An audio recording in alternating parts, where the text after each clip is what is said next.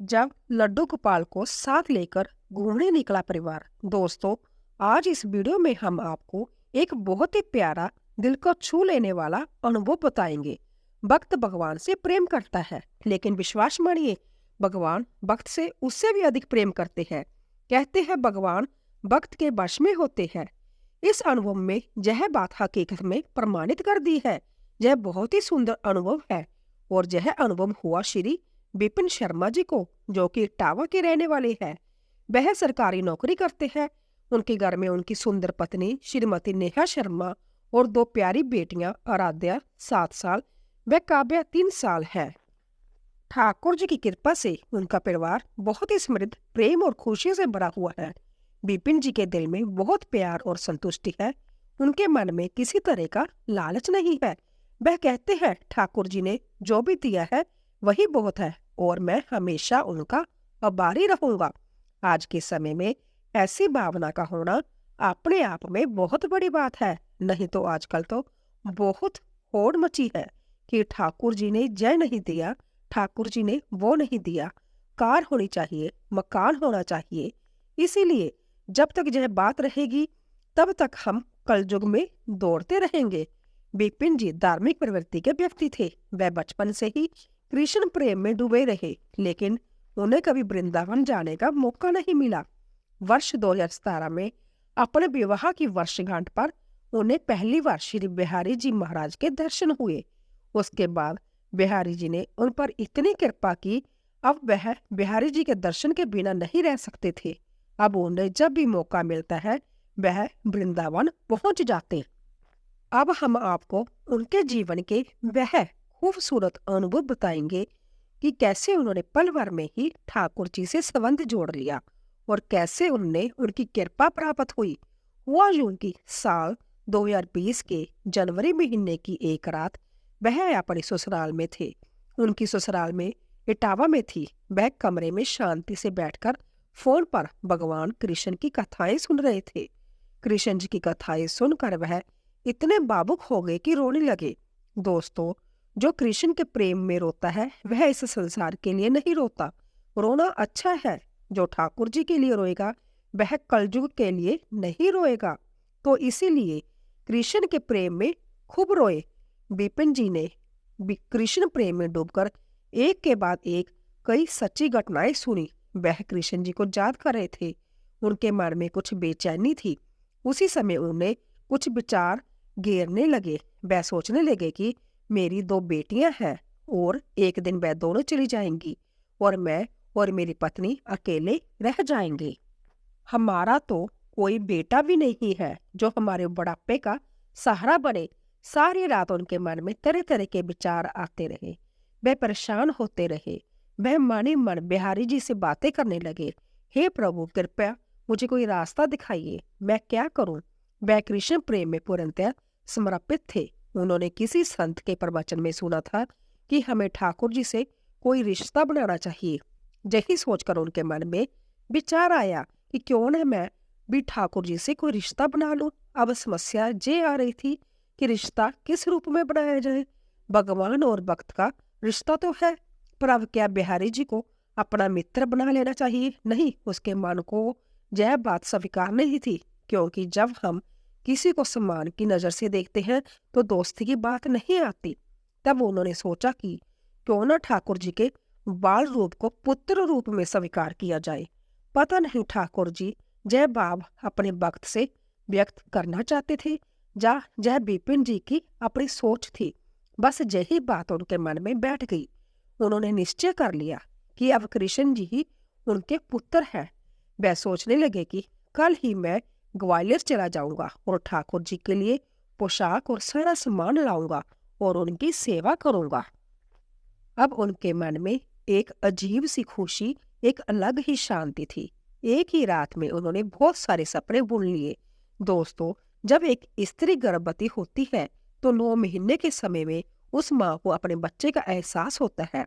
वह उस होने वाले बच्चे के बारे में मन ही मन कई चीजें सोचती रहती है। शायद विपिन जी का भी कुछ ऐसा ही स्नेह या कुछ प्रेम था कि वह उस दिन पूरी रात सोए भी नहीं और केवल ठाकुर जी के बारे में ही सोचते रहे। मेरा बेटा कैसा होगा, उसका नाम क्या होगा, वह बस यही सोच रहे थे। वह सोच रहे थे कि मुझे मेरे जीवन का आधार मिल गया है। जवानी में मैं उसकी देखभाल करूंगा और बुढ़ापे में वह मेरा ख्याल रखेगा। अगले दिन दोपहर को वह अपनी माँ के पास अपने घर गई। उनकी माँ पेट की बीमारी से पीड़ित है। जब बिपिन जी अपनी माँ से मिलने गए तो बिपिन जी ने उन्हें अपने मन की बात बताई। यह सुनकर वह रोने लगी और बोली, बेटा, मेरे पास लड्डू गोपाल है, लेकिन बीमारी के कारण अब मैं उनकी सेवा नहीं कर सकती, इसीलिए तुम इन्हें ही अपना बेटा बना लो। माँ की बात सुनकर बिपिन जी बहुत खुश हुए। माँ और बिपिन जी दोनों रो रहे थे, क्योंकि कई बार ऐसा होता है कि कोई बात मन में आती है और अगले दिन ही पूरी हो जाती है, तो हमारे आंसू ही आ जाते हैं। गोपाल जी के जाने से माता जी रो रही थी और बिपिन जी खुशी से रो रहे थे। कैसे बिहारी जी ने एक ही रात में सब कुछ अपने आप कर लिया। इससे पता चलता है कि ठाकुर जी भी बिपिन जी से प्रेम करते हैं, चाहते हैं कि वह उनकी सेवा करे। यह अपने आप एक चमत्कार है कि एक रात पहले ही यह विचार उनके मन में आया और एक रात बाद जब सब कुछ हो गया, यानी अचानक से काम बन जाना भी अपने आप में बड़ा चमत्कार है। वह बिना देर किए गोपाल जी को साथ लेकर ग्वालियर आ गए। वह उस समय अपनी नौकरी के कारण ग्वालियर में अकेले रह रहे थे। उन्हें जो भी समय मिलता वह पूरी निष्ठा से गोपाल जी की सेवा करते। उन्हें बहुत अच्छा महसूस होने लगा। वह बहुत हल्का महसूस करने लगे। जब वह गोपाल जी को सब कुछ बता देते थे तभी उनका मन हल्का होता था।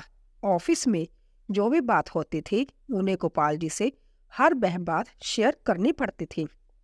बिपिन जी ने अपने बेटे जानी लड्डू गोपाल का नाम माधव रखा। अब उनकी 2 बेटियां और एक बेटा है। उनकी पत्नी नेहा जी भी लड्डू गोपाल जी को अपना बेटा मानती है और दोनों बेटियां आराध्या और काव्या उन्हें बाई कहकर बुलाती है। राखी भी बांधती है। बिपिन जी कहते हैं, मेरा माधव बहुत चंचल है, काम के कारण कभी कभी सेवा में कमी रह जाती है, तो मेरा बेटा माधव मुझे इसका एहसास कराता है। इन एहसासों से ने हमारे रिश्तों को मजबूत बनाया है। बिपिन जी और उनके बेटे माधव के बीच रिश्ता इतना मजबूत हो गया है कि बिपिन जी जहां भी तीर्थ यात्रा के लिए जाते हैं उनका बेटा उनके साथ जरूर जाता है। बिपिन बताते हैं कि मैं और मेरा बेटा एक दूसरे के साथ आनंद लेते हैं। ऐसे ही समय बीतता गया। 2021 में उनके जीवन में एक घटना घटी जो बिपिन जी और उनके साथियों के लिए किसी चमत्कार से कम नहीं थी। हुआ यूं कि वह अपने परिवार और ऑफिस के 2 साथियों के साथ यात्रा पर निकले, जिसमें उनका एक साथी पहली बार तथा दूसरा साथी दूसरी बार श्री बांके बिहारी जी के दर्शन की इच्छा से गए। वह और उनके साथी श्री महाकालेश्वर और ओंकारेश्वर ज्योतिर्लिंग के दर्शन करने के बाद 5 सितंबर 2021 को मथुरा पहुंचे। पहले दिन सभी ने श्री गोवर्धन जी महाराज की परिक्रमा करके रात को वहीं विश्राम किया। बिपिन जी को जब भी समय मिलता है वह वृंदावन जाते हैं, लेकिन उन्हें कभी बरसाना जाकर राधा रानी के दर्शन करने का मौका नहीं मिला। इस बार उन्होंने बिहारी जी से प्रार्थना की थी कि एक बार मुझे श्यामा प्यारी के दर्शन के लिए अवश्य भेजे। वह सभी 6 सितंबर 2021 को सुबह ही बरसाना के लिए रवाना हो गए। वहां पहुंचकर उन्होंने श्री राधा रानी के दर्शन किए। राधा रानी के दर्शन पाकर कोई भी व्यक्ति धन्य हो जाता है। राधे रानी की कृपा और उनके दर्शन पाकर सभी बहुत प्रसन्न हुए। 6 सितंबर की रात को उनका वापसी का रिजर्वेशन था, इसीलिए वह जल्दी जल्दी सभी जगह घूम रहे थे। बरसाना से वह नंदगांव पहुंचे और वहां ऑटो से उतरकर नंदेश्वर पर्वत पर स्थित नंद बाबा मंदिर के दर्शन करने चले गए, जहां से मंदिर की सीढ़ियां शुरू होती है। उससे थोड़ा पहले ही वहां गली में एक बूढ़ी अम्मा का घर था और वह घर के बाहर बैठी हुई थी। उस अम्मा ने उनसे कहा, लाला, आगे से सीढ़ियों का रास्ता है, सामान लेकर जाने से परेशानी होगी, इसलिए अगर तुम चाहो तो अपना सामान यहीं रख दो, जब वापिस आओगे तो ले लेना। अब आज के समय में किसी का इस तरह मदद के लिए कहना भी थोड़ी अजीब बात है। वह वृद्धा बहुत भक्तिमय लग रही थी, इसीलिए किसी को कोई संदेह नहीं हुआ। उन सभी ने अपना सामान वहीं रखा और अपने गोपाल जी को अपने साथ ले गए। नंद बाबा मंदिर में सभी ने प्रेम पूर्वक दर्शन किए और वापसी के लिए प्रस्थान किया। उनकी 7 साल की बड़ी बेटी आराध्या ने गोपाल जी को अपनी गोद में ले रखा था। जब सभी लोग उस अम्मा के घर लौटे जहाँ सामान रखा था, तो उनकी बड़ी बेटी आराध्या को प्यास लगी और उसने अम्मा से पानी मांगा। अम्मा भी बड़े प्रेम से सबके लिए पानी लेकर आई और सबको पानी दिया। नेहा जी ने अम्मा से पूछा, अम्मा जी क्या यह घर आपका है? तो उस अम्मा ने कहा, नहीं बेटी, ये मेरा नहीं है, यह तो मेरे कान्हा का है। उस अम्मा का भाव तो देखो, अगर कोई हमसे ऐसा सवाल पूछेगा तो हम कहेंगे हाँ, यह तो हमारा घर है। अब पानी पीकर माता को धन्यवाद देकर सभी लोग वृंदावन की ओर चल दिए। अचानक से मौसम में बदलाव आया, बादल गिर आए और बारिश की बूंदें गिरने लगी। अभी तक मौसम एकदम साफ था, अचानक पता नहीं कैसे बारिश में कैसे बदल गया। पता नहीं क्यों, समझ ही नहीं आ रहा था। खैर, वो सभी ऑटो लेने के लिए निकल गए। उस घर से ऑटो स्टैंड की दूरी करीब 300 मीटर थी। बारिश के डर से वह सभी जल्दी से ऑटो स्टैंड पर पहुंच गए। उनके पहुंचते पहुंचते बारिश भी तेज हो गई। वहां एक ऑटो मिला जो वृंदावन जाने के लिए तैयार खड़ा था, जिसमें पहले से ही कुछ सवारियां बैठी हुई थी। ऑटो वाले ने पूछा कि कहाँ जाओगे? तो विपिन जी ने कहा, वृंदावन जाना है। वह ऑटो ड्राइवर जाने को तैयार हो गया। जब सब लोग बैठने लगे तो एकदम से बारिश बहुत तेज हो गई। ऑटो चालक ने कहा, भैया ऐसी स्थिति में जाना संभव नहीं है, क्योंकि आप और आपका सामान भीग जाएगा। आप सभी लोग कुछ देर किसी चीज की छाया में खड़े हो जाओ। जब बारिश बंद हो जाएगी तो हम चलेंगे। वह सभी एक तरफ खड़े होकर बारिश कम होने या रुकने का इंतजार करने लगे। छोटी बेटी काव्या, जो 3 साल की थी, थोड़ी परेशान हो रही थी। इसी बीच बारिश थोड़ी धीमी होने पर ऑटो ड्राइवर ने सीट साफ की और सामान लाने को कहा, लेकिन जैसे ही वह सामान लेकर चलने लगे तो देखा कि बारिश फिर भयानक रूप से तेज हो गई। सब लोग फिर रुक गए और सोचने लगे कि यह क्या हो रहा है। इसी बीच अचानक एक गाड़ी वहां रुकी, जिससे एक महिला उतरी और अपने हाथों में लड्डू गोपाल जी की टोकरी लेकर नीचे उतरी। उन्हें देखकर नेहा जी चौंक गई और उन्हें अपने लड्डू गोपाल याद आए। उन्होंने पूछा, हमारे माधव कहाँ है? पत्नी की बात सुनकर विपिन जी भी चौंक गए। सभी एक दूसरे की ओर देखने लगे। ऐसा लग रहा था मानो विपिन जी के शरीर में जान ही नहीं रही, उनके गले में आवाज ही नहीं निकल रही थी। आंखें एकदम लाल हो गई थी, जैसे अभी आंसू आ जाएंगे। सब लोग इधर उधर देख रहे थे। नेहा जी ने कहा कि हम रास्ते में कहीं नहीं रुके। मंदिर में वापस आते समय कान्हा की टोकरी हमारे हाथ में थी। रास्ते में बस उस अम्मा के घर से सामान लिया और पानी पिया। अब विपिन जी बारी बारिश में अम्मा के घर की ओर भागे।